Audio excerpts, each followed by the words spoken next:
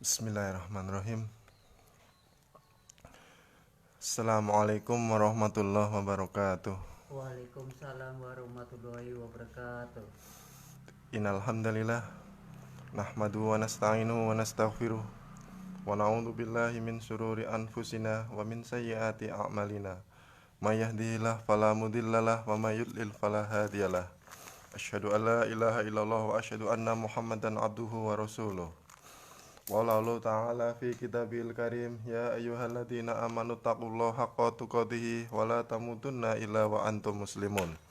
Ya ayyuhan nasu taqu rabbakumul ladzi khalaqakum min nafsin wahidah wa khalaqa minha zawjaha wa bassa minhuma rijalan katsiran wa nisaa'a wattaqullaha alladzi tasaaluna bihi wal arham innallaha kana 'alaikum raqiba. Ya ayyuhalladzina amanu waqulu qawlan sadida yuslih lakum a'malakum wa yaghfir lakum dunubakum wa may yuti'illaha wa rasulahu faqad faza fawzan 'azima. Summa amma ba'du fa inna astaqal hadisi kitabullah wa khairul hadi hadi Muhammadin sallallahu alaihi wasallam wa syarrul umuri muhdatsatuha fa inna kulla muhdatsatin bid'ah wa kulla bid'atin dhalalah wa kulla dhalalatin finnar. Pertama-tama marilah kita panjatkan puja dan puji syukur kehadirat Allah Subhanahu wa taala yang mana pada kesempatan pagi menjelang siang hari ini kita dapat dipertemukan dalam satu majelis yang semoga diberkahi Allah Subhanahu wa taala. Salawat dan salam kita tercurahkan kepada junjungan Nabi kita besar Muhammad sallallahu alaihi wasallam, kepada para sahabatnya, kepada pengikutnya dan kepada umatnya yang setia hingga hari akhir nanti. Melanjutkan pembahasan kita yang kemarin seputar pelajaran sholat dari A sampai Z, kita akan masuki pembahasan kita tentang adzan. Apa itu adzan? Adzan adalah sebuah panggilan dari Allah yang telah ditentukan waktunya. Adzan itu ibarat itu sebuah ya SMS lah, SMS dari Allah, panggilan dari Allah untuk mengerjakan sholat. Sholat apa? Sholat 5 waktu, sholat wajib berjamaah. Nah, untuk kali ini kita akan belajar seputar adzan dan apa itu adzan dan apa hukumnya dan kenapa disyariatkan adzan dan bagaimana lafaz-lafaznya dan doa-doa setelah adzan. Nanti kita akan bahas satu persatu. Kita mulai dari hukumnya, bagaimana adzan itu. Hukumnya bagaimana yang ingin melakukannya dan bagaimana siapa yang melakukan gitu loh. Ya kita bahas yang pertama itu kenapa itu ada adzan. Adzan itu diucapkan pada saat apa? Adzan itu diucapkan hanya pada sholat 5 waktu untuk panggilan untuk sholat berjamaah. Itu sebenarnya disyariatkannya adzan. Pernah mendengar ada bayi baru lahir diadzani? Ya iya. Terus misalnya ada sholat mayat mau dikubur diadzani? Iya. Pernah kan? Nah sebenarnya itu sebenarnya nggak ada hukumnya itu adzan yang seperti itu. Jadi adzan yang di sini adalah adzan untuk panggilan sholat. Dilakukannya boleh nggak? Sebagian ulama itu menyatakan ini tidak bisa menghukumi apapun, entah itu wajib, sunnah, makruh, haram itu. Jadi ulama untuk selain panggilan sholat itu, selain itu tidak bisa dihukumi. Jadi nggak ada hukumnya itu nggak ada gitu loh. Selain untuk sholat 5 waktu, kalau sholat itu adalah wajib. Soalnya apa? Untuk memanggil untuk soalnya kenapa di sini? Di sini kalau nggak ada adzan nggak ada yang sholat. Hmm. Itu salah satu contoh di musola ini. Kalau nggak ada panggilan adzan nggak ada yang sholat. Mungkin kiainya lunga atau mungkin apalah.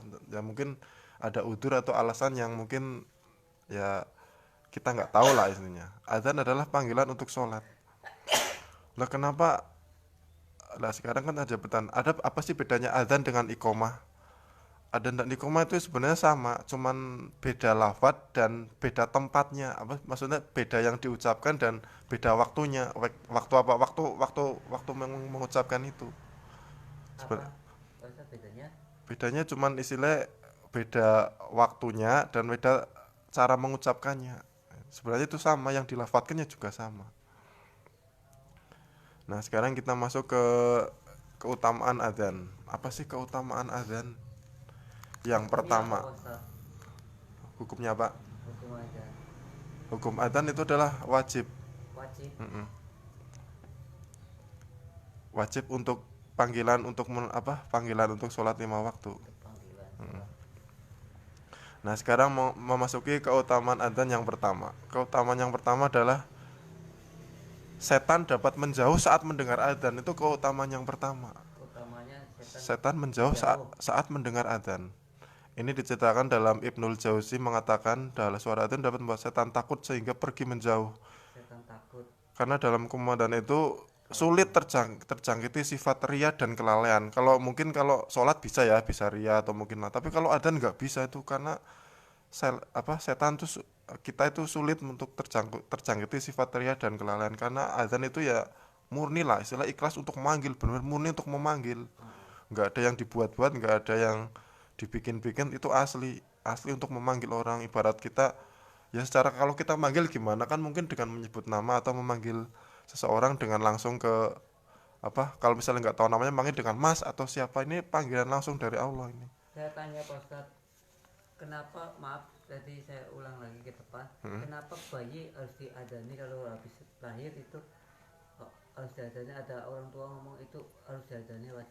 Mungkin maksudnya itu lafadz yang pertama kali itu syahadat mungkin yang dimaksudkan itu mungkin kan di dalam adzan ada lafadz syahadat asyhadu alla itu sebenarnya itu kalau ditanya hukumnya kita nggak bisa nyebutnya nggak ada hukumnya itu ya silahkan dibolehkan tapi nggak ada misalnya langsung bayi dengar asyhadu alla ya sering-sering juga nggak apa-apa misalnya bayi baru lahir didengarkan syahadat ini kan cuman itu biar biar bayi lahir tuh yang didengar pertama itu apa lafadz Allah itu tujuannya sebenarnya cuman itu kan mungkin maksudnya lah biar komplit dalam adzan aja lah. Adani Iya. wajib ya. Sebenarnya nggak ada kalau kita baca Quran di bayi juga boleh nggak misalnya kita ngaji di pas waktu bayi pertama misalnya pas pertama bayi lahir baca Al-Fatihah juga boleh misalnya pertama intinya itu lafadz yang didengarkan bayi pertama itu lafadz Allah itu loh jadi nggak mesti adzan gitu loh maksudnya kayak gitu yang jelas di dalam adzan ya ada lafadz syahadatnya itu loh. Makanya saya anak dua saya adani Ya. pas lahir. Ya intinya ya itu kita nggak bahas hukumnya itu yang adzan untuk bayi kita bahas adzan untuk yang sholat ini. Terus sekarang kita yang kedua kenapa ada keutamaan adzan yang kedua adalah yang mendengar adzan itu akan menjadi saksi kita di hari kiamat. Jadi dulu muadzin kita itu ini yang jadi saksi yang dengar ini itu loh maksudnya kayak itu. Yang mendengar adzan akan menjadi saksi bagi muadzin di hari kiamat yang muadzin yang memperdengarkan nah ini yang menjadi saksi saya ini ya yang mendengar ini gitu loh maksudnya itu tidaklah suara adzan yang keras dari yang mengumandangkan adzan kecuali yang didengar oleh jin manusia dan segala sesuatu yang mendengarnya jadi yang mendengarnya selain manusia itu akan menjadi saksi misalnya Jin jin itu saksi nah itu yang mendengar yang mengumandangkan adzan itu akan menjadi saksi di hari di hari kiamat gitu kayak gitu. maksudnya kalau Pak Ustadz ada berarti yang saya dengar berarti yang menjadi saksi. Oh Pak Ustadz yang ada. Oh iya itu ya termasuk yang mendengarkan juga gitu. Itu saksi dia dulu pernah adzan. Nah, nanti selanjutnya adzan kita bahas selanjutnya. Melainkan sesuatu yang sama apa sih benda-benda apa saja yang dengan misalnya hewan itu ya akan menjadi saksi, nggak cuman manusia. Semuanya Hewan juga akan menjadi saksi dulu. hidup lah. Iya, dua itu dulu dia pernah menggunakan adzan gitu kayak gitu. Dalam riwayat Said Al-Hudri bahwa Rasulullah telah mendengar apa mendengar demikian yang Said Udri itu telah mendengar dari Rasulullah bahwa adzan itu termasuk juga apa panggilan yang sangat penting itu loh kenapa pentingnya itu sangat pentingnya jadi hewan aja ikut mendengarkan gitu loh kayak gitu itu pernah dikisahkan oleh Said Al-Hudri ya ini juga diwayat dalam Ibnu Usaimah jadi begitu pentingnya adzan gitu loh kan. Jadi sampai hewan pun yang ikut mendengarkan aja ikut jadi saksi dan hewan nggak cuman ada hewan benda-benda di sana benda mati misalnya Mac jadi saksi itu loh itu dia yang Mac itu yang pernah dipakai gitu jadi nggak cuman makhluk hidup benda-benda mati pun di sekitar itu bisa menjadi saksi kita saksi kita di hari akhir nanti gitu loh. Terus yang ketiga kalau tahu keutamaan azan pasti jadi rebutan. Kalau tahu keutamaan pasti orang tahu rebutan dan bahkan diundi ini di antara keutamaan yang ketiga. Jadi setan menjauh terus menjadi saksi. Yang ketiga ini kalau tahu keutamaan manusia itu akan menjadi rebutan dan bahkan sebagian ulama melewatnya itu dalam hadis riwayat Muslim itu kalau bisa malah diundi, malah jadi undian gitu loh. Dijelaskan dalam Syarah Sahih Muslim juz 4 halaman 140. Jadi kalau bisa rebutan, aku dia, Aku sih saya tahu ya. dulu ya. Jadi semacam undian lah. Jadi kalau kalau tahu benar-benar manfaatnya dan pahalanya itu akan diundi gitu loh. Terus sekarang selanjutnya yang keempat, keadaan muadzin itu seorang yang istimewa di hari kiamat. Apa sih yang nggak mau kalau kita jadi orang yang istimewa? Yaitu diantaranya dengan cara istimewa itu dengan cara mengumandangkan adzan. Kita jadi muadzin, bisa di masjid atau di musola. Jadi biar kita menjadi sesuatu yang istimewa itu kita mohon kenapa? Karena seorang muadzin itu akan di hari kiamat itu lehernya itu akan panjang. Kenapa leher panjang? Dia akan menampakkan itu loh. Wong kita aja sama bos apa atau mungkin kita pengen nampak gitu kan, apalagi kita sebagai hambanya Allah. Kalau biar kita nampak itu apa? Ya itu dengan cara adzan misalnya itu. Karena apa? Itu dalam adzan dalam sebagian itu memiliki leher yang panjang di antara manusia yang lain. Jadi manusia mungkin yang nggak pernah badan lehernya pendek, tapi yang adzan lehernya itu panjang. Jadi Panjang. bisa Allah melihat di antara itu, oh itu yang lehernya panjang itu mungkin dia yang sering adzan di dunia itu. Banyak kenapa kenapa bisa tampak lehernya? Karena ya mungkin dia tujuan itu menampakkan rahmat Allah. Rahmat Allah sudah dia dapat di dunia saat adzan itu loh. Hmm. Dan tentunya yang jelas yang mendapat pahala. Adzan itu pahala kan, mendapat pahala, mendapat rahmat. Wah, yang namanya itu benar-benar luar biasa lah ini ceritanya dalam Syarah Sahih Muslim juz 4 halaman 14 ini. Jadi keutamaan itu bisa dinampakkan atau bisa bisa dimunculkan pahalanya dan keutamaannya dengan cara itu adzan. Terus selanjutnya keutamaan yang selanjutnya yang kelima ya. Muadzin itu dapat diampuni Allah dan dimasukkan ke surga kelak, itu diantara keutamaannya. Muadzin itu dapat diampuni dosanya, semua dosanya oleh Allah dan dimasukkan surganya kelak. Siapa sih yang tiap hari kita nggak berdosa? Pasti tiap hari kita berdosa ya nggak? Entah itu disengaja, Tidak entah sengaja. kita disengaja. Mungkin ya dengan cara adzan ini Allah sedikit kita diampuni Allah dan insya Allah dimasukkan ke surganya kelak. Rob kalian tuh begitu takjub terhadap orang yang begitu adzan, apalagi ada pengembala kambing di atas bukit mengundang adzan gak ada yang dengar terus dia sholat, itu Allah sangat takjub di atas sendiri. Misalnya ada pengembala kambing itu Allah sangat takjub melihat orang yang seperti itu, kira-kira memanggil walaupun di sekitarnya nggak ada yang dengar tapi dia berusaha. Ini dalam riwayat ini, hadis riwayat Bukhari dan hadis riwayat Ibnu Daud dan Asa itu pernah ada kisah kayak gitu. Jadi ada seorang pengembala kambing naik ke atas bukit, dia adzan sendirian, dia nggak peduli ada yang dengar apa nggak, intinya pasti ada yang mendengar, dia tujuannya kayak gitu. Itu pernah dikisahkan, dia mengadakan adzan lalu dia menegakkan sholat di situ. Itu ada kisahnya kenapa muadzin itu diampuni oleh Allah dan mendapat surganya kelak, itu ada riwayatnya di situ. Terus selanjutnya keutamaan adzan yang kedua ini, muadzin itu lebih utama dari imam. Kenapa ini muadzin itu lebih utama? Karena dalam ini Aisyah itu pernah mendengar dari Nabi bahwa Nabi menceritakan bahwa imam adalah hanya penjamin, sedangkan muadzin adalah orang yang diamanai amanah tugas apa itu, memanggil orang itu kan amanah. Hmm. Kalau imam kan sekedar penjamin yang menjamin sholatnya. Kalau muadzin itu beda, dia sedang orang manusia yang menjalankan orang yang diamanai, orang yang sebagai pelakunya, maksudnya pelaku utamanya itu. Kalau nggak ada adzan, apa mungkin ada yang salah, ada mungkin yang dimanggil. Ya kalau imamnya siap, kadang imamnya siap baca, kalau nggak ada yang muadzinnya, kadang imamnya juga kadang mungkin ya istilah dalam hati ya capek sendiri lah, ibarat wis adzan dewek, koma dewek, imami dewek, sholat dewek, gimana tuh rasanya sebagai imam. Justru karena amanah yang begitu luar biasa ini, muadzin itu adalah orang yang lebih utama dari imam, itu alasannya begitu. Jadi di kumandang adzan muadzin itu lebih utama dari, alasannya itu yang dia adalah salah satu yang diamanai langsung dari Allah, maksudnya kayak gitu. Ya ini kalau kalau membahas ini ya diceritakan dalam kitabnya Sahih Tahib Ar-Tahib halaman 230. Itu mulai ini cerita tentang ini keutamaan, kenapa lebih utama adzan daripada imam itu. Jadi itu dalam ini Syekh Al-Albani yang mengatakan demikian. Karena amanah yang lebih lebih karena amanah ini lebih tinggi daripada imam, dan imam ini hanya penjamin ampunan maghfirah dari Allah, maka Umar bin Khattab aja sampai ngomong kayak gini, seandainya aku bukan khalifah dan itu pemimpin, aku yang akan mengundangkan adzan itu. Jadi Umar bin Khattab aja sahabat Nabi itu pernah mengatakan kayak kayak gitu, seandainya aku bukan khalifah yang untuk memimpin ini, aku yang akan mengundangkan. Terus apa ya, yang mengundangkan dulu kan Bilal kan, waktu itu Bilal yang mau. Jadi kalau saya nggak jadi khalifah atau pemimpin umat ini, tentu saya akan mengundangkan adzan. Ini Umar bin Khattab sampai ngomong kayak kayak gitu. Ini dalam cerita ini dalam kitab Al-Mughni juz 2 halaman 54 sampai. Jadi kisah Umar bin Khattab ini ceritakan banyak di kitab ini.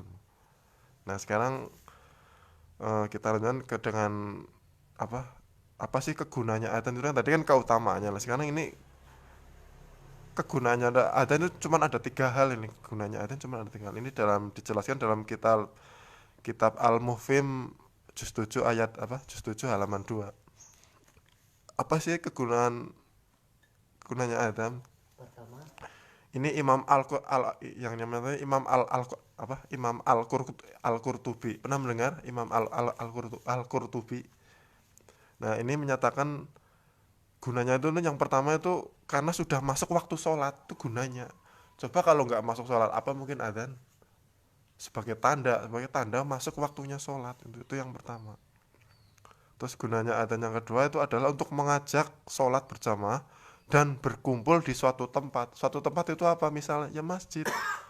Ya masjid, bisa musola, bisa lapangan. Karena sholat id ada adanya apa enggak? iya, Kalau adzan sholat id enggak ada, langsung langsung ke kumpul. Jadi lapangan. kalau sholat ini untuk mengajak, adzan ini untuk mengajak sholat berjamaah dan berkumpul di suatu tempat. Maksudnya di suatu tempat ini ya mengajak sholat berjamaah berkumpul di suatu tempat, yang maksudnya suatu tempat ya masjid atau musola. Maksudnya yang di sini gunanya itu untuk mengajak lah, mengajak untuk sholat Mengajak dan berjamaah ya. berkumpul. Mengajak berkumpul di suatu tempat, ini intinya kayak itu gunanya. Kalau nggak ada adzan, ngapain kita dapat SMS loh, dapat SMS dari pacar aja, kadang dari istri juga langsung buru-buru dipanggil, atau mungkin dilihat apa ini panggilan SMS dari Allah ini langsung. Terus yang ketiga ini adalah untuk menampakkan syiar-syiar Islam. Jadi Islam itu masih ada di sekitar kita, itu berarti Islam masih nampak gitu loh. Coba kalau di suatu kampung atau musola nggak ada adzan, kampung apa sih? Ada orang Islamnya apa enggak itu? Ini orangnya agamanya apa itu? Jadi adzan itu untuk menampakkan syiar Islam, itu gunanya gitu. Kok di Gang Cempaka ini nggak ada yang adzan, ini orangnya pada kemana nih, agamanya apa, ini Islam semua apa enggak? Islam semua kok nggak ada yang satu pun, nggak ada yang mau adzan, itu gunanya itu untuk menampakkan siar-siar. Itu cuma ada 3 itu gunanya, dan kurang lebih seperti itu. Ada ini ceritanya Imam Al-Qurtubi itu menyatakan gunanya itu cuma itu, kurang lebih seperti itu. Nah, sekarang tadi kan jenengan tanya hukumnya adzan tuh gimana? Hukumnya itu wajib apa? Wajib kifayah, fardu kifayah. Itu wajib itu apa itu maksudnya fardu kifayah atau wajib kifayah?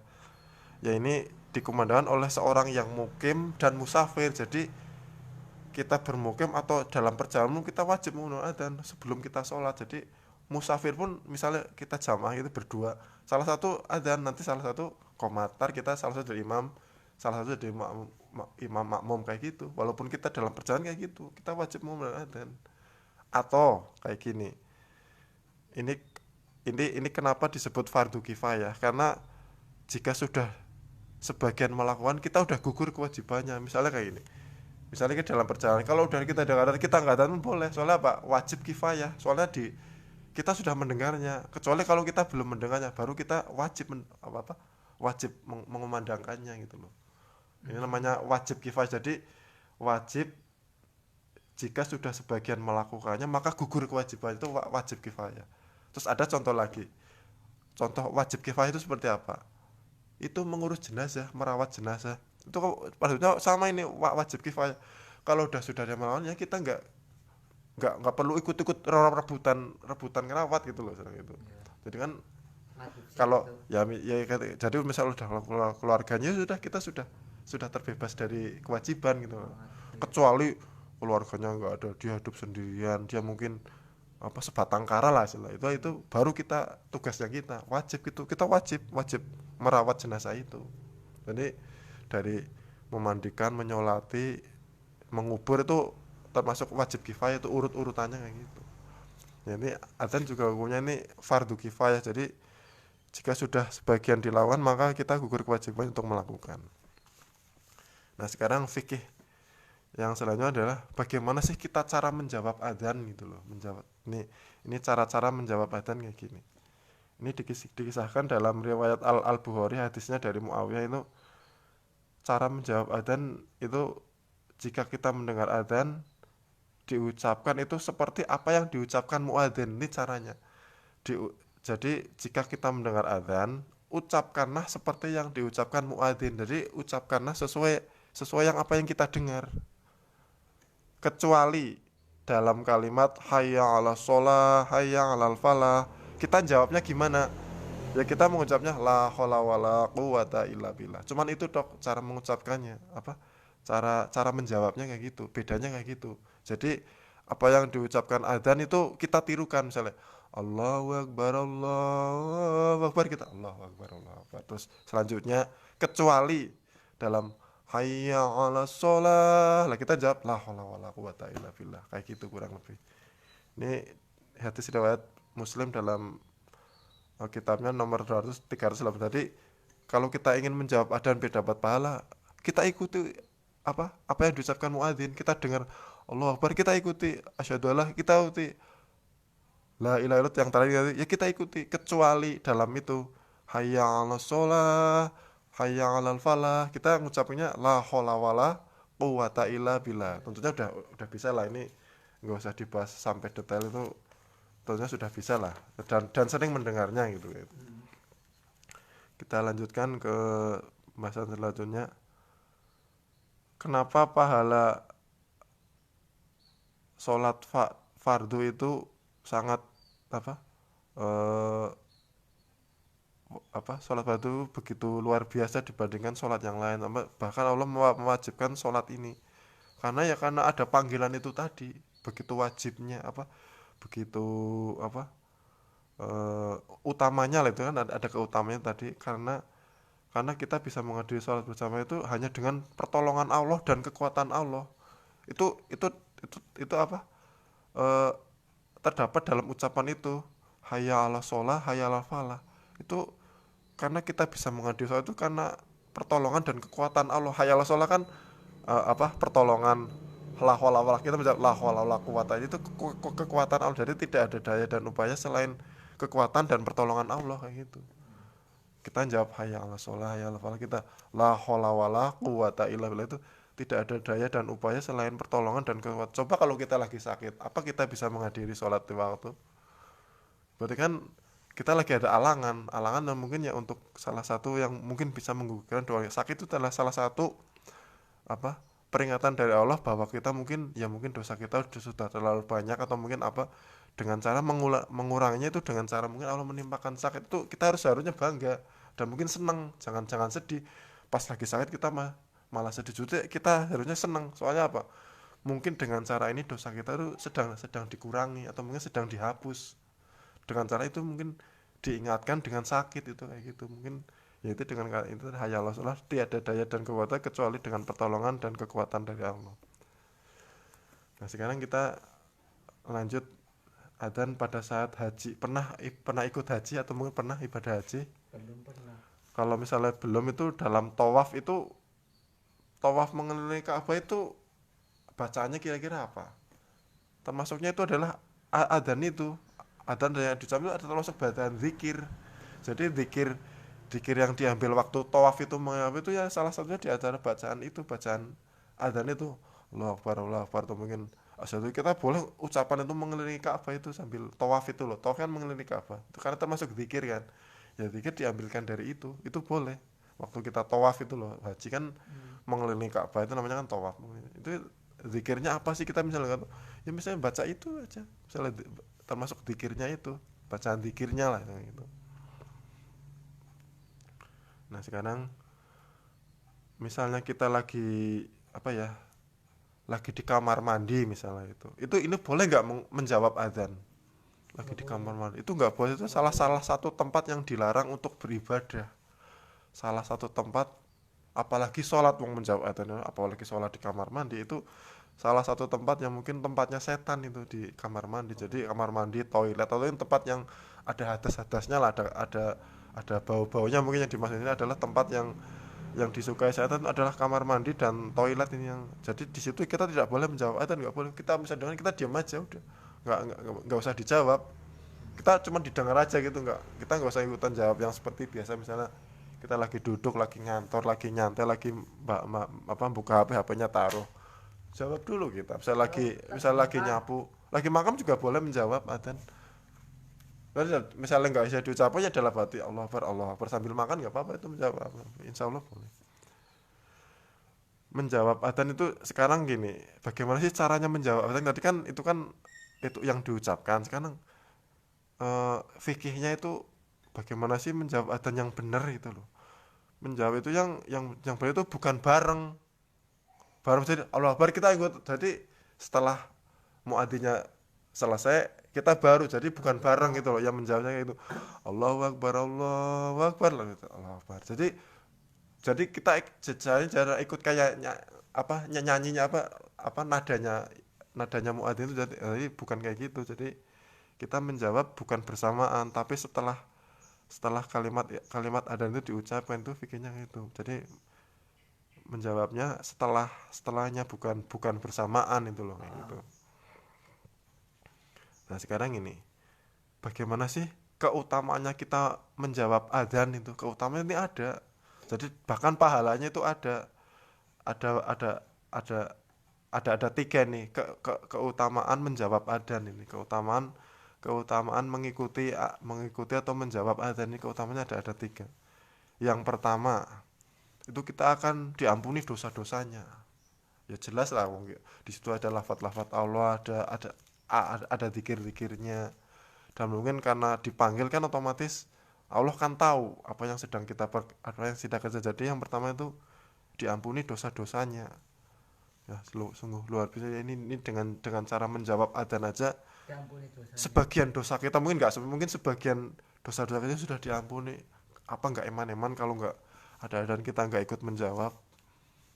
Terus sekarang yang selain diampuni, kita eh, dapat setelah doa kita akan diijabah, dikabulkan, semoga dikabul. Jadi setelah adzan kita berdoa itu semoga doa kita itu diijabah. Jadi kan itu kemarin waktu-waktu doa-doa terkabul kemarin ada kan, sudah dibahas kemarin, antara adzan dan apa antara adzan dan iqomah. Tadi antara adzan dan iqomah, jadi setelah adzan sampai sebelum qomat kan kemarin sudah ada kan, sudah dibahas. Jadi waktu-waktu itu kesempatan untuk berdoa. Jadi karena waktunya sangat sempit dan ini mungkin jarang kita manfaatkan sebaik-baiknya gitu loh. Kita manfaatkan sebaik-baiknya untuk doanya. Mungkin ada salah satu waktu tempat untuk diijabah, itu kita manfaatkan sebaik-baiknya. Terus yang ketiga apa itu keutamaan menjawab adzan? Yang pertama kita mendapat syafaat. Syafaat apa sih? Ya pertolongan dari Allah. Mungkin pertolongan dari Rasulullah. Oh kayak itu dulu rajin menjawab adzan. Siapa tahu kita dapat syafaat. Kita yang namanya pertolongan di dunia kita nggak tahu, tiba-tiba kita mendapat pertolongan. Apalagi ini pertolongan dari Allah. Apa kita nggak memanfaatkan ini, disia-siakan gitu loh. Ini pertolongan bukan dari manusia, pertolongan dari Allah dan nabinya ini. Jadi dengan menjawab kita akan mendapat syafaat dari Allah.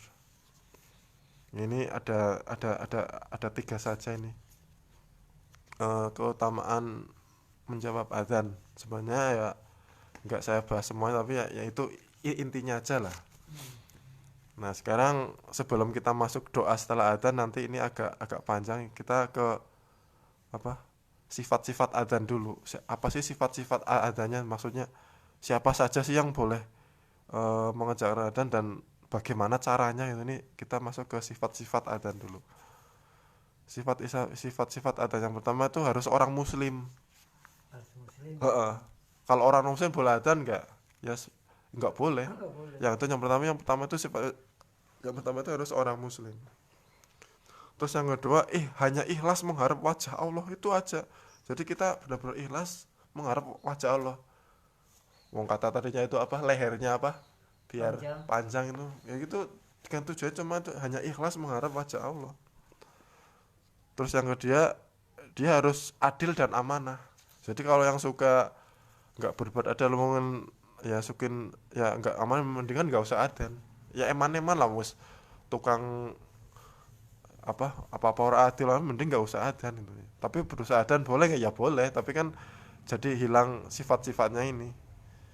Terus yang keempat, memiliki suara yang bagus. Memiliki suara jadi kalau bisa orang yang adzan itu memiliki suara yang bagus dan merdu lah istilahnya itu. Saya tanya Pak Ustaz, kok Ya. harus memiliki suara yang bagus? Ya maaf, kalau orang yang ikhlas terus suaranya pas nggak bagus gimana? Misal lagi serak ya mendingan ya minta tolong yang lain aja nggak apa-apa sih. Kita minta tolong aja, tolong adalah saya soalnya lagi ini. Ya itu juga boleh. Jadi menyerahkan ya itu termasuk salah satu hal. Soalnya apa? Membantu. Soalnya yang biasa adzan misalnya saya yang biasa, Pak saya lagi inilah agak serak misalnya. Itu termasuk dapat pahala juga karena kita apa? Kita menyuruh orang lain yang lebihnya lebih merdu dari kita, walaupun kita niatnya yang kita ingat yang mau adzan itu juga boleh kayak gitu. Seandainya kalau Iya.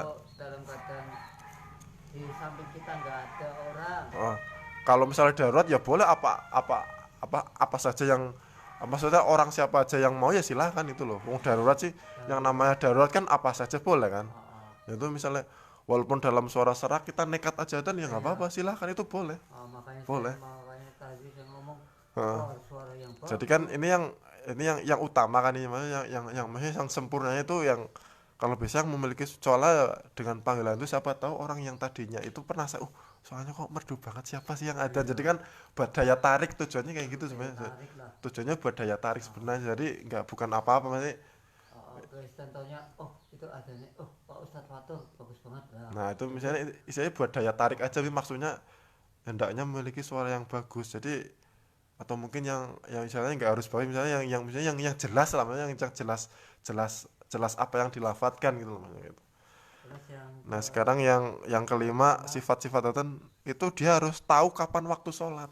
iya Yang kelima ini. Jadi kalau ini udah adzan itu ya nggak boleh itu masa jam 2 siang adzan asar kan nggak mungkin. Jadi kan belum waktu. Jadi dia harus tahu kapan waktu sholat itu loh. Itu yang boleh adzan itu cuman itu ada 5 saja itu ya. Jadi sifat-sifat adzan cuman ada 5. Jadi dia harus tahu mau masa adzan subuh jam 3 pagi gitu loh. Nah, ya jadi yang kedua harus tahu waktunya. Nah, sekarang syarat-syarat adzan ini syarat-syarat. syaratnya Jadi kan tadi kan sifat-sifat. Sekarang kan syaratnya. syarat-syarat adzan. Nah, yang pertama itu ya tadi syarat yang pertama itu yang pertama itu tadi itu yang masih ada hubungannya dengan sifat. Telah masuk waktu. Ya, yang pertama itu. Jadi syarat yang pertama itu telah masuk waktu sholat. Jadi kalau belum waktu nggak boleh adzan. Malah ibaratnya orang malah jadi apa? Jadi pertama malah jadi tonton ke siapa sih ngadan nih. Kayak wong edan apa ya? Ya itu bisa jadi kayak gitu. Ya bukan kayak gitu maksudnya. Kok ini belum waktunya kok malah nekat gitu. Terus sekarang yang kedua itu harus berniat. Nanti saya mau adzan asar aja. Jadi sebelumnya tuh kan harus niat dulu Pak gitu. Misalnya mau adzan subuh, aku tangi gasik lah saya mau bangun lebih awal, saya mau sholat subuh gitu. Niatilah. Ya yang kedua harus niat. Kalau nggak niat tuh nggak boleh tiba-tiba aja dalam ini siapa sih yang orang adzan kayak mau sholat dan ket mau adzan itu. Kayak gitu. Terus sebenarnya itu ya darurat sih, ibaratnya darurat itu ya itu boleh darurat kayak dan ke siapa sih ket mau jane aku orang garap adzan misalnya yang adzan kola tapi karena darurat yang namanya darurat jadi boleh kan. Ya itu mengabaikan niat ini. Jadi wis masa jam 4:30 orang adzan bisa nih ya jam 4 wis adzan aku tak nekat adzan ya Soalnya apa, di daerah situ kan mungkin kalau itu kan jamaahnya kan banyak gitu loh. Ya saya nekat aja lah gitu. Ya itu beda, berbeda dengan ini, maksudnya berbeda, berbeda asalnya lah, maksudnya berbeda hukumnya lah. Yang jelas syarat yang pertama itu syarat yang kedua, yang sekarang yang ketiga, syarat adzan yang ketiga itu harus bahasa Arab. Yang Waduh. ketiga, Allahu Akbar, Allah, masa adzan Allah yang maha besar, Allah yang maha besar kan nggak mungkin kan. Iya. Itu kan bahasa Indonesia, berarti syarat yang ketiga harus bahasa Arab. Syarat yang ketiga harus bahasa Arab. Terus yang keempat, tidak ada lahan atau lafadz yang bisa merubah makna. Jadi syarat yang kedua itu tidak ada lahan atau lafadz. Maksudnya gimana? Jadi Allahu Akbar ya Allah Akbar, jangan Allahu Akbar Allah, masa diganti-ganti semaunya sendiri gitu loh. Jadi masa adzan Bismillahirrahmanirrahim gitu kan. Jadi kan itu sih apa itu. Jadi kan adzan ya itu lafadznya yang kayak gitu loh. Jadi lafadz yang tidak ada lahan atau lafadz yang bisa merubah makna gitu. Apalagi dibuat-buat Allahu Akbarun gitu. Itu kan jadi kan beda lagi maknanya gitu loh. Jadi kan itu yang namanya, yang penting tidak ada lafadz dan lahan yang bisa merubah makna. Terus sekarang yang kelima itu lafadznya itu harus berurutan, jadi urut. Habis Allahu Akbar ya asyhadu alla, jadi Allahu Akbar terus langsung la ilaha illallah, selesai, jadi cepat selesai gitu. Jadi lafadznya yang selanjutnya itu harus berurutan, jadi syaratnya harus berurutan. Sekarang yang selanjutnya atau yang terakhir ini, adzan itu apa, diperdengarkan kepada orang yang tidak berada di sekitarnya. Itu tujuannya, syaratnya itu biar apa, biar pada datang. Syaratnya itu harus diperdengarkan kepada orang-orang yang tidak berada di sekitar itu, maksudnya yang di luar itu biar datang ke situ, maksudnya gitu loh. Jadi lafadz adzan itu diperdengarkan kepada orang yang tidak berada di sekitar itu atau di tempat itu atau tidak di masjid itu gitu loh. Misalnya di tempat yang jauh biar denger gitu loh. Kalau sekarang itu masuk waktu sholat gitu loh. Jadi tujuannya adzan itu kayak gitu, apa, syarat-syaratnya adzan itu Jadi harus supaya datang lah. ya tujuannya diperdengarkan biar orang datang lah, secara singkatnya kayak gitu. Nah sekarang kita ke apa, ke lafadznya adzan ini. Sudah bisa adzan? Kalau insya Allah adzan, insya Allah bisa ya. Kita secara fikihnya ini, secara ringkas saja lah. Yang pertama itu lafadz adzan itu apa? Kalau dalam riwayat itu sebenarnya banyak banyak lafadz itu, banyak lafadz. Sekarang kita yang lafadz ngambil yang secara umum aja. Yang pertama itu Allahu Akbar. Jadi takbir lah, takbir 2 kali. Allahu Akbar itu berapa kali? 2 kali. Allahu Akbar, Allahu Akbar, Allahu Akbar, Allahu Akbar. Itu yang pertama. Terus yang kedua apa? Lafadz adzan. Asyhadu alla ilaha illallah. Jadi syahadat, asyhadu alla ilaha illallah. Jadi syahadat. Terus berapa kali? 3 kali, 2 kali aja. Jadi yang dicontohkan itu 2 kali. Jadi syahadat itu asyhadu alla ilaha illallah itu 2 kali. Terus yang selanjutnya apa? Asyhadu anna Muhammadar Rasulullah. Itu apa itu namanya? Itu namanya apa, Pak? Nah, itu kurang lebih itulah. Itu berapa kali? 2 kali. Ya 2 kali. Semuanya hampir sama itu 2 kali. Nah, terus urutan selanjutnya itu yang nggak boleh kebalik ini. eh Hayya 'alas shalah. Nah, itu kayak gitu. Itu berapa kali? 2 kali. 2 kali. Ya, itu yang selanjutnya itu lafadz yang saya itu hayya 'alas shalah 2 kali. Terus yang selanjutnya apa? Hayya 'alal falah. Jadi hayya 'alas shalah, jangan kebalik.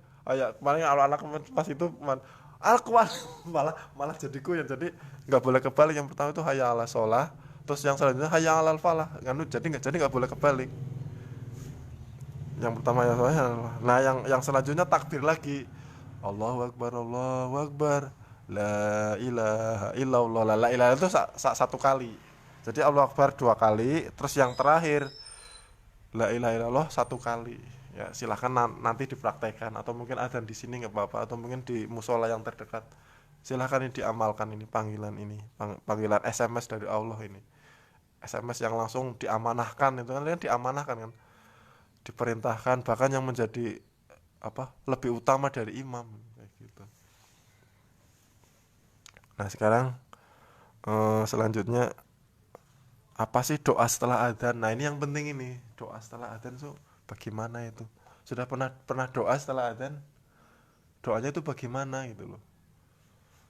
Mau secara ringkas atau secara yang dicontohkan, atau mungkin yang pernah didengar, milih yang mana ini Pak? Yang pernah didengar. Coba yang pernah didengar, jenengan pernah dengar gimana doa setelah adzan? Kayak di TV kan ada itu. Pernah dengar, coba gimana doa setelah adzan?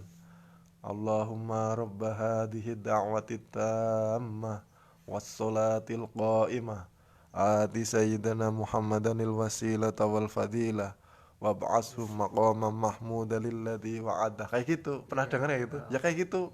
Doa kurang lebih doa setelah adzan. Silakan mau dicatat silakan. Jadi intinya kurang lebih kayak gini. Rabba hadhihi da'wati tammah, satu, wassalatil qa'imah, yang ketiga ati Muhammadanil wasilata wal fadilah, yang keempat wab'ashum maqaman mahmudan lilladzi wa'ada. Cuma 4 poin ini. Nggak ada tambahan lain. Misal ada tambahan mungkin ya nggak tahu, walau alam, kita nggak usah. Saya ambil ini pendapat yang ini, jadi doa yang paling pas yang seperti ini. Jadi ada empat poin. Allahumma rabbahati ta'wati tamah wassolatil qa'imah ati Muhammadanil wasilata wal fadilah wab'ashul maqama mahmudanil ladzi wa'addah. Cuman itu dok. Silahkan mau dicatat. Cuma 4 poin dok. Kalau udah hafal ya nggak usah. Intinya seperti itu. Nah sekarang karena waktu masih Panjang. lumayan, mungkin sekitar ya seperempat, silahkan yang mau bertanya sebelum kita lanjutkan ke hal yang paling. Silahkan yang mau bertanya atau seputar adzan dulu, seputar adzan, atau mungkin doanya, atau mungkin dulu pernah adzan pas lagi pengantenan dengan adzan. Silahkan apa aja pokoknya seputar, silahkan yang kalau mau tanya mumpung masih ada waktu sebelum kita melanjutkan ke hal-hal yang akan kita pelajari pada ketemuan selanjutnya ini. Kalau mau yang akan kita bahas nanti adalah wudhu setelah ini. Jadi tadi Waalaikumsalam. Jadi fikirnya setelah kita mengadarnya langsung wudhu gitu kan. Nah, nanti wudhunya seperti apa ya, nanti akan kita singgung sedikit lah tentang wudhu itu tadi. Apa mau sekarang aja seputar wudhu? Tapi panjang ya Pak Ustaz. Ya mungkin sebagai pembukaan saja nggak apa-apa, tentang apa sih sebenarnya caranya, terus fikihnya gimana wudhu, terus airnya bagaimana, terus intinya wudhu itu termasuk bersuci. Bersuci kalau dalam bahasa Arab itu namanya toharoh. Ya ada ini sedikit aja lah sebelum kita masuk ke pembahasan wudhu ini, kita kasih judul aja toharoh. Toharoh itu apa? Toharoh itu bersuci, itu namanya. Toharoh itu bersuci. Nah, macam-macam bersuci itu cuma ada 2. Bersuci itu ada 2. Bersuci ada 2. Yang pertama bersuci dengan debu. Iya, debu. Yang kedua bersuci dengan air. Ya cuman itu. Nah, Kalau pakai tembok ya itu boleh. Cuman ditepluk tok itu berarti bersuci dengan debu.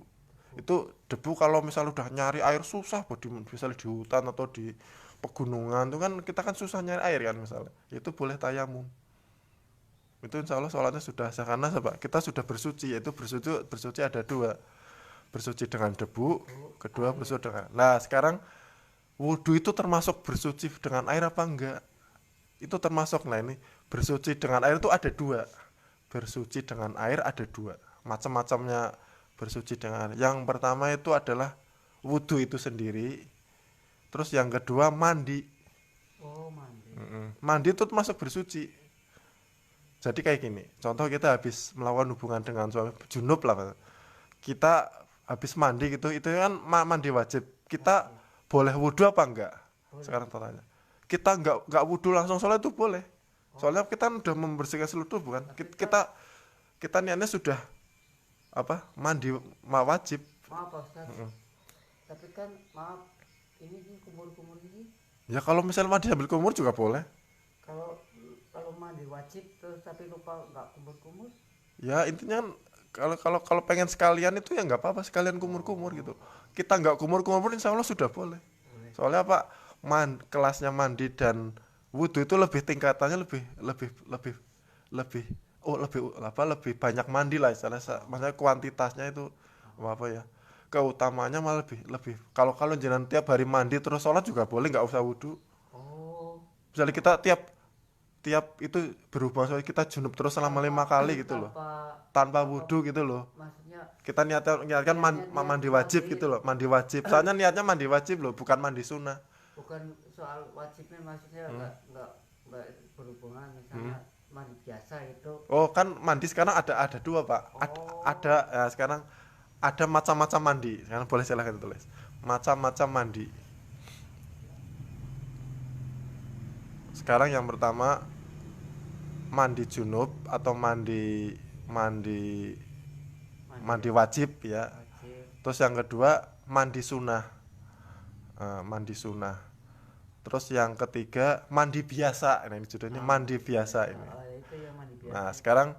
sekarang contoh-contoh mandi junub itu saat apa ya? Setelah kita berhubungan suami istri itu kan mandi junub. Nah, itu mandi junub itu contohnya saat kita berhubungan itu wajib mandi apa? Karena setelah itu kita nggak boleh sholat. Kalau setelah itu berhubungan itu nggak boleh sholat. Kalau belum mandi. Iya kalau belum mandi. Terus sekarang contoh-contoh mandi sunnah itu apa saat apa saja. Mandi sunnah itu loh. Jadi kita setelah mandi sunnah itu boleh langsung sholat. Nah itu mandi sunnah itu saat kapan? Yaitu mandi saat sholat sebelum sholat Jumat itu masuk mandi sunnah. Sebelum Contoh, sholat Jumat. itu contoh saya kan sebelum sholat Jumat kan mandi. Biasanya ada yang mandi ada yang enggak. Tapi kalau biar dapat keutamaannya itu Mandi daripada wudhu mending lebih utama mandi itu loh. Biar Jumat. maksudnya kalau kita mandi biasa nggak dapat pahala sih kalau mandi sunnah kan dapat pahala jadinya. Jadi kita niatkan mandi nanti sebenarnya Mandi sunnah itu setiap Jumat atau gimana? kalau bisa yang dicontohkan itu ya maksudnya yang disyariatkan paling penting dan paling sering ya. Jadi mandi sunnah yang paling penting dan paling sering itu biasanya sebelum sholat Jumat itu biasanya. Oh, Ya nanti seputar mandi sebenarnya dibahas itu masih panjang ada. Kita baru masuk Islam misalnya mualaf itu disunahkan mandi. Jadi sebelum apa kita mengenal agama Islam itu disunahkan mandi. mandi dulu Heeh, baru mandi iya. sadar. Iya kayak gitu ya. Jadi terus pada saat itu sebenarnya kalau mandi dibahas tuh apa keutamanya terus sunah-sunah itu sebenarnya banyak tapi kita nggak bahas mandi, kita fokus ke wudunya itu tadi. Sekarang kenapa sih sebelum sholat kita disyariatkan untuk wudhu? Sudah pernah wudhu dengan benar dan istilah urut-urutannya, maksudnya wudhu yang benar itu seperti apa gitu? Sudah yakin apa itu? Inilah wudhu yang benar yang sesuai Nabi Muhammad SAW. Apakah seperti ini gitu? Belum yakin. Belum yakin ya, makanya kita akan kita pelajari fikih toharoh yaitu sifat wudhu Nabi yaitu wudhunya Nabi itu seperti apa gitu loh. Dalam sholat aja kemarin apa solu kamaru itu muni usolil lihatlah sholatlah kalian sebagaimana melihat aku sholat. Jadi sholat aja harus sesuai Nabi, maka wudhunya pun harus sesuai Nabi. Solu kamaru itu muni usolil, jadi sholatlah kalian sebagaimana melihat aku sholat gitu loh. Nah sekarang wudhunya harus seperti itu. Bagaimana sih wudhu, tata cara wudhu Nabi yang pertama itu seperti apa? Yang pertama yang berarti itu membaca Bismillahirrahmanirrahim. La yaqbalullahu sallu ahadukum hatta la yatawassalah. Jadi Allah tidak akan menerima sholat salah seorang kalian jika dalam keadaan berhadas. Jadi kalau masih berhadas tuh yang nggak boleh sholat. Allah tidak akan menerima sholat salah seorang di antara kalian jika masih berhadas. Hadas itu apa ya? Bisa hadas besar, hadas kecil. Itu kan pipis kan masuk hadas kecil, hadas besar itu yang masih ya misalnya masih kondisi BAB masa mau sholat kan nggak diterima sholatnya. Jadi Allah tidak akan menerima sholat salah seorang di antara kalian jika masih berhadas hingga ia berwudu. Jadi ini riwayat hadis riwayat Bukhari. Jadi sebelum wudu ya nggak ada sholat. Nah, itu hadisnya kurang lebih seperti itu. Yang pertama tadi apa? Membaca Bismillah. Bismillah. Terus yang kedua mengambil air dengan tangan kanan lalu berkumur-kumur sambil menghirup. Maaf Pak Ustadz, kalau misalnya tangan saya patah gini, kalau tangan kiri gimana? Kalau bisa ya semampunya kayak gini kan bisa, ditempelin kan bisa. Gini kan nggak bisa. Nah, kan ditempelin kan bisa, kayak gitu. Semampunya, ya kan semampunya. Semampunya kan. Jadi mengambil air dengan tangan kanan untuk berkumur. Oh, tangannya berdua. Mengambil kamu bisa kalau ya berdua, kalau bisa malah berdua. Mengambil air dengan tangan untuk ini mengambil untuk apa? Untuk berkumur-kumur sambil menghirup. Berarti berkumur-kumur sambil menghirup ke hidung lalu membuangnya 3 kali. Jadi kayak gini. Jadi langsung dibuat. Jadi langsung kumur sama menghirup kayak mengambil kira yang cukup. Jadi langsung begitu bareng itu berkumur sama membuang hidung gitu kayak gitu. Jadi secara bersamaan dalam satu ambil itu. Gak dapatnya sedikit nggak apa-apa. Yang penting kita berkumur sambil menghirup ke air ke hidung. Kayak gini. Misalnya kalau saya kira mungkin bisa dapat kayak. Jadi bareng, jadi buang ini sama buang ini bareng gitu kayak gitu. Jadi nggak harus banyak kehirup aja, yang penting air udah masuk dikit gitu. Yang kan menghirup kan nggak harus membahas ini menghirup. Jadi emang merasakan aromanya air. Jadi airnya mambu apa wangi kan ntar kan tahu. Oh ini bau kapurit apa kan kalau di air ledeng kan jadi tahu kan. Jadi misalnya di air sumur kan mungkin bau lumut apa kan jadi kan kita tahu. Jadi menghirup sambil berkumur kayak gitu. Jadi mengambil dengan tangan kanan, kalau bisa tangan kanan ya kedua tangan. Kalau bisa itu ya kalau kedua tangan kurang ya mungkin kalau mungkin satu tangan mungkin kurang ya. Mungkin kalau mungkin ya ada yang sebagian 2 tangan boleh Pak ya boleh, namanya juga mengambil air sambil menghirup sambil membuang kan kayak gitu. Terus berapa kali? 3 kali. Sekarang saya jadi pernah 1 kali boleh enggak? Boleh 1 kali boleh. Boleh 1 kali boleh. Misalnya dirasa udah cukup. Tapi yang disunahkan biar kita dapat pahala 3 kali. Biar kita dapat pahalanya gitu loh, dapat pahala sunnah. Kalau 1 kali enggak dapat pahala. Ya mungkin dapat ya cuman enggak dapat sunnahnya kan. Jadi cara orang oleh sempurna ya cuma dapat sebagiannya lah. Bukan enggak boleh, boleh. Bukan tapi boleh. Sekali yang disunahkan itu 3 kali. Jadi 3 kali gitu loh kayak gitu. Mengambil air sekali ambil itu buat menghirup sama berkumur. Sekali ambil selama 3 kali. Terus untuk urutan yang selanjutnya apa? Setelah mengambil air. Tadi kan sudah bareng. Jadi bareng. Dimaksud Ustaz tadi itu menghirup itu bareng sekali ambil bareng itu lah. Jadi bareng. Jadi enggak satu bareng. Kira arti menghirup itu bareng. Jadi menghirup mungkin kalau diutamakan mungkin ya secara enaknya itu kita utamakan yang kumur, hirup kan otomatis kehirup walaupun cipratannya kan kayak gitu. Nah kan itu kan kurang lebih kan sambil buang ini kan otomatis ada yang kehirup, jadi kurang lebih kayak gitu. Jadi berbarengan antara menghirup sama memasukkan ini berkumur. Nah sekarang yang selanjutnya nomor 3 itu apa setelah yang pertama tadi membaca Bismillah. Jadi ya Bismillahirrahmanirrahim. Jadi jangan ngambil air dulu sebelum Bismillah. Bismillahirrahmanirrahim, buka keran, kret misalnya kayak itu. Bismillahirrahmanirrahim. Sekarang baca Bismillah saja boleh enggak? Enggak harus komplit Bismillahirrahmanirrahim. Boleh. Yang kita baca Bismillah kayak gitu boleh. Itu malah justru yang dapat pahala itu yang sunnah yang kayak gini. Bismillah. Buka keran. Nah kayak gitu. Kurang lebih kayak seperti itu. Jadi yang pertama Bismillah, terus yang kedua mengambil air dengan tangan kanan untuk berkumur-kumur sambil menghirup, lalu mengeluarkannya sebanyak 3 kali. Sekarang yang ketiga membasuh muka dengan kedua telapak tangan. Yang ketiga ini, membasuh muka dengan kedua telapak tangan. Berapa kali ini? 5 kali atau 7 kali? Yang disunahkan 3 kali. 3 kali.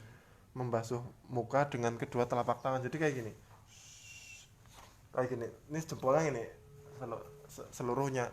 Jadi tangannya sampai jempolnya kena. Membasuh muka dengan telapak tangan 3 kali. Jadi kayak gitu. Sekarang jadi pertanyaan, 1 kali boleh apa enggak? Enggak boleh. Boleh. Boleh. Boleh. Jadi semua apa yang dari itu 1 kali itu boleh. Anu enggak dilarang. Mungkin ada tujuannya Pak, biar hemat air gitu kayak itu. Kita punya niat mau menghemat air itu boleh. Jadi tapi ya kalau disunahkan kalau bisa 3 kali ya 3 kali. Jadi mengusap kepala sampai ini 3 kali. Pantesan saya kadang-kadang sering lihat orang wudu itu cepet banget. Kenapa? Cepet banget. Iya. Ya itu 1 kali Itu mungkin 1 kali mengamalkan 1 ya. kali ya 1 kali juga boleh. Maksudnya enggak maksudnya 1 kali enggak dosa itu boleh. Boleh. Ya. Heeh. Pantesan saya lihat kayak cepet temen ya wudune. Oh, itu. Ya jadi wudu jadi semua gerakan itu 1 kali boleh itu. Nah, ntar ada yang disunahkan 1, Pak. Nanti kan disunahkan 3. Nah, sekarang nanti ada yang disunahkan 3 kali. Terus selanjutnya setelah membasuh muka dengan kedua tangan. Sekarang apa? Membasuh tangan kanan 3 kali hingga siku. Kemudian berpindah ke kiri 3 kali. Jadi sampai siku loh, Pak. Jadi membasuh kedua tangan 3 kali hingga ke siku. Maksudnya kayak gini, ambil air, kita basahi ini sampai siku. Jangan sikunya nggak basah, kita basahi sampai siku. Kayak gini, diputar kayak gini kan, nanti kan amannya kan basah. Nah, kita kayak gini. Nah, ini sampai siku. Jadi kalau sikunya nggak basah, kira-kira wudunya sah nggak? Ini sikunya masih garing gitu loh. Nggak sah. Sikunya itu harus basah, kita wudu ini sikunya sampai basah harusnya ini. Jadi kayak gitu. Jadi membasahi tangan kanan dulu 3 kali ya, baru tangan kiri, baru tangan kiri kayak gini. Nah sekarang jadi pertanyaan, kanan kiri boleh nggak? Iya boleh. Nggak boleh. Oh, nggak boleh. Saya sering lihat.